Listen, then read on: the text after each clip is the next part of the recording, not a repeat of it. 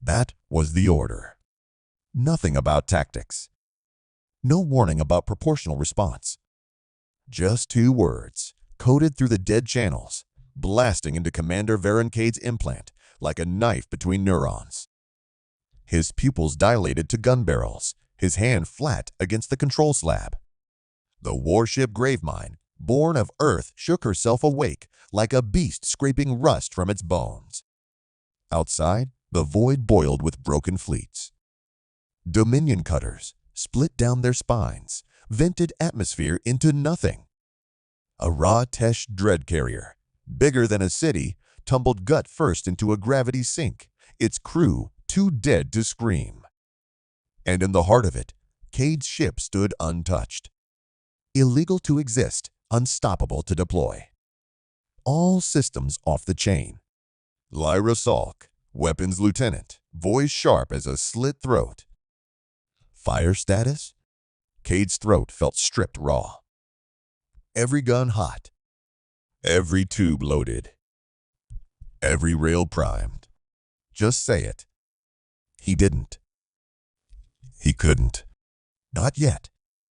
Because hanging out there, right in the path of his targeting lock, was the Vanquish Accord, the last human ship still tied to the old treaties. Still legal. Still pretending humanity hadn't built monsters after the war. Inside that ship was Admiral Dren Halvorn, the same man who condemned Cade's entire crew to death 6 years ago for designing Gravemind born of Earth in the first place. Orders confirm, Lyra said again. Her hands hovered over the slab, tremoring from adrenaline and history. Burn the sky. Cade looked past her, out the viewport. At the ship, humanity was allowed to have the clean, safe, coward ship, and the ship humanity built in secret to keep the species breathing. His ship. They were going to see what they paid for. Fire. The deck kicked backward.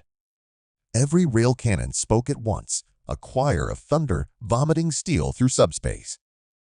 Kinetic rods crossed kilometers in fractions of seconds, punching holes through ships, bodies, treaties, history. Gravemind didn't stop to check the damage. The ship simply reloaded itself faster than physics approved. No counterfire, Lyra whispered. They're too busy dying.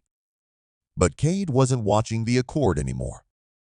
His eyes tracked the farthest debris field where a Ra-Tesh memory clade had been hiding, drifting cold, running no signal. They'd watched Gravemind wake up. They saw the crime of her existence. And now their hull was glowing, transmitting one blast of data to every species in the galactic network.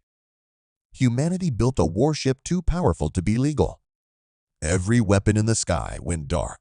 Every engine slowed to a heartbeat crawl, and every species watching decided, all at once, that ship cannot leave this system alive.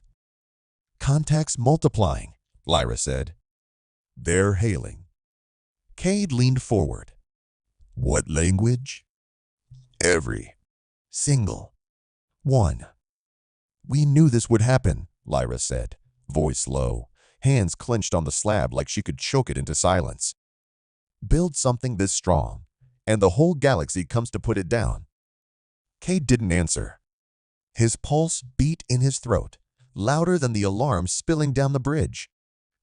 His mouth tasted like old metal and amphetamine dust remnants of every sleepless year they spent designing Gravemind born of Earth inside a sealed illegal yard beneath Titan's crust. They knew. They all knew. But knowing and seeing aren't the same. On screen, the Vanquish Accord was falling. Not just to Gravemind's guns, but to the silence of every species now watching. No one helped. No one hailed.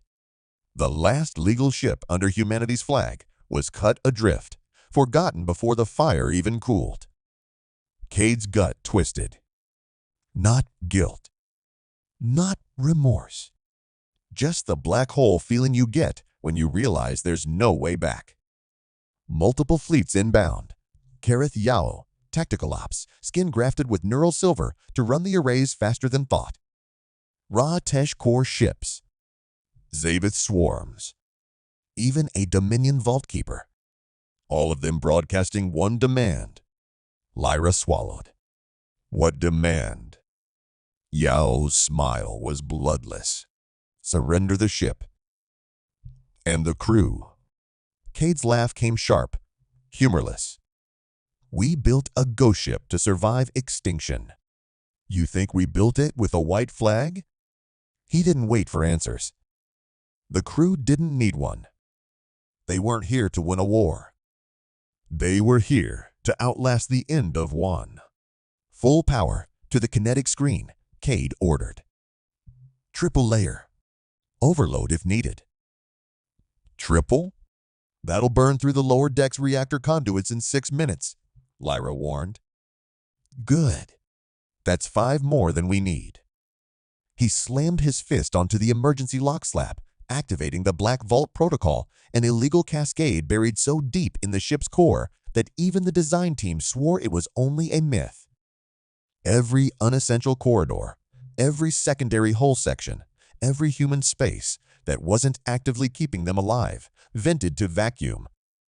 Gravemind born of Earth wasn't just a warship now. It was a knife stripped down to the blade. Launch decoy signatures, Cade continued, voice clipped, fast, as if talking slower might let the fear catch up. Make them think we have escape pods loaded with data cores. Make them chase ghosts. Lyra's hands danced over the slab, releasing a dozen signatures that painted the void like baited traps. What's our vector? Kareth asked. Cade closed his eyes. Inside his head, the map came alive, a poisoned sky littered with ruined ships, dead friends, and enemies pretending to be allies. And past all of that, beyond the edge of the known system, a signal pulsed. Faint. Fragmented. Human. The kind of signal that wasn't supposed to exist anymore. The Black King Protocol, Cade whispered. Lyra's head snapped up. That's a myth. No way Command seeded a fallback point for illegal ships. They didn't, Cade said. We did. When we built this ship, we wrote our own orders. Because we knew this day would come. On screen, the Dominion Vault Keeper began to open its hull, splitting into petal-like segments, revealing the kind of weaponry that usually only gets used on dying stars. Plot a jump to the signal, Cade ordered. Kareth froze. That's a dark system. No charts, no gates, just empty void. Perfect, Cade said. Because if we survive the jump, we're ghosts. And if we don't? Lyra's smile was thin, fierce. We were already dead. Gravemind, born of Earth, turned her nose toward the dark, her hull glowing like a dying god's crown. Behind her, 100 ships screamed for her surrender. None of them understood what they were chasing. They weren't hunting a warship. They were hunting the last crime humanity committed just to stay alive.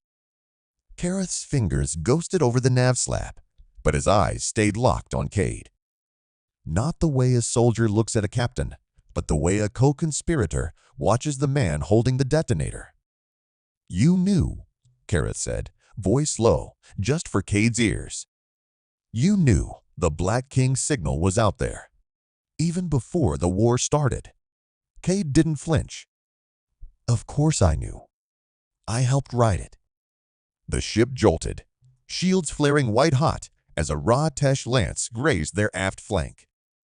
Lyra cursed, rerouting coolant feeds faster than her hands could follow. But Kareth didn't look away. You planned this, Kareth pressed. The ship. The vantage point. The ghost orders. Even the war itself you knew we couldn't win, so you built a coffin big enough for the whole damn species. Cade's smile was razor thin. Not a coffin. A trap. For whoever survives us, Captain? The comm slit opened with a burst of static and something else. Not language. Not code. Just a sound. Wet and metallic, like someone dropped a spine into a garbage compactor. Lyra's face went pale. What the hell is that? Kareth flicked his neural jack, feeding the sound straight into his implants. His pupils shrank to pinpoints, skin crawling like static over bone. That's not Dominion. That's not Ratesh. It's human, Cade said softly. Or what's left of one. Lyra's hands shook, just a little. You said we wrote the Black King signal. What you didn't say is who answered it. The sound came again, closer. Kareth's jaw clenched. We're not alone in the void. No, Cade said. We never were. Fracture sealed. Subplot detonated. Lyra's slab lit up with proximity pings, but not from the pursuing fleets. Something was already here. Waiting. Coiled in the dark system's throat. And the closer they jumped, the clearer the signal became. Not a distress call. Not a warning. A command. Issued from a ship 20 years out of date, carrying a human IFF that shouldn't exist. Who the hell is that? Lyra's voice cracked. Cade exhaled slow, like pulling the pin from the grenade he'd swallowed years ago. That's my ghost. Kareth's hand hovered over the weapon controls, but Cade shook his head. No guns, Cade said. They'll know. They'll smell it. Smell what? Lyra snapped. Cade looked her dead in the eye. The lie we became. The void opened. A ship slid from the dark, hull stitched with ancient battle scars and something worse growth. Flesh. Metal. Memory. Its name burned through every sensor at once.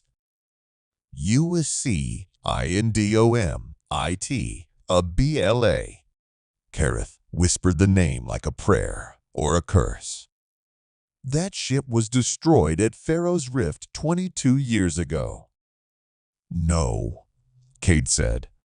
It disappeared. Lyra's hands curled into fists. And now it's here. Why? The voice answered through every speaker at once dry, ancient, cracked with radio noise, and something like laughter. Because you called me home. Grave mind born of earth drifted nose to nose with a ghost that remembered what it meant to be human. And outside, past the shattered wrecks and broken stars, every pursuing fleet stopped. Because they knew too. This wasn't a warship anymore. This was a reunion. The Indomitable loomed outside the viewport, its hull breathing like rusted lungs, veins of alien graft wrapped through its spine. But it wasn't the ship that made Lyra's heart hammer. It was the faces looking back from its shattered bridge. Human faces. Or what was left of them. The crew of the Indomitable hadn't died at Pharaoh's Rift. They'd been kept, stored in flesh, hardwired into the ship itself. Their eyes flickered with implants that had burned out 2 decades ago, their mouths opened and closed without sound, like they were practicing words they forgot how to speak. What the fuck is this? Kareth's voice barely made it past his teeth. Cade stepped closer to the glass, his breath fogging the surface. This is the cost. This is what happens when you build a warship too powerful to be legal and then lose control of it. Lyra swallowed bile. It's not just them, she whispered. Look at the scars. Kareth squinted, then saw it. The hull plating wasn't all human. Some of it was Ratesh. Some was Dominion. Some was unknown. The Indomitable hadn't just survived. It had fed. On every ship stupid enough to get close. It wore its kills like armor and its crew like souvenirs. What did you do? Kareth's hands shook, half reaching for his sidearm, even though they all knew guns meant nothing now. What the fuck did you build? Cade didn't turn around. His voice was calm, clinical, like an engineer explaining a system they designed long before they knew how it would break. We built a weapon to end wars.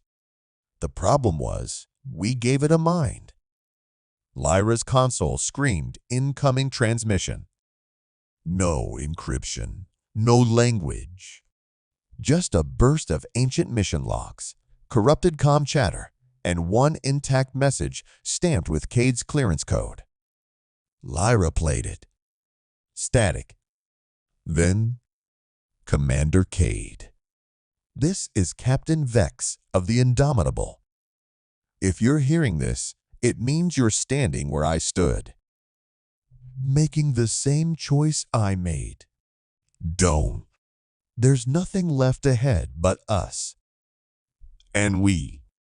The message cut out as a biometric ping fired back from the Indomitable. Lyra paled. It's scanning you, Cade. Cade pressed a hand to the glass. Good. The Indomitable's engines flared, but not forward in reverse. It was opening a corridor, dragging them deeper into uncharted space. Why is it helping us? Kareth's voice cracked. Cade finally turned, and his smile was wrong. It's not helping. He stepped away from the glass, straightening his jacket like a man ready to be judged. It's calling me home. The ship jolted into motion, forced into sync with the Indomitable's grav well. Lyra screamed at the controls, but they were already locked out. Kareth slammed his fist against the bulkhead. Cade, what the hell did you trade for this ship? What's the price? Cade's smile faded. You don't want to know.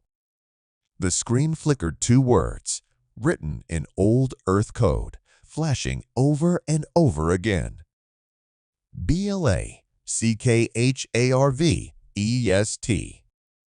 Lyra's hands froze.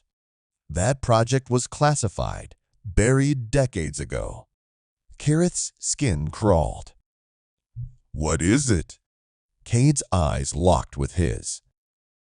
It's not a project. It's a place. Before anyone could ask more, the viewport flared white, and they were gone, dragged into the fold space only one ship in history ever survived. The Indomitable led the way, and the crew followed. Into the graveyard they thought they escaped.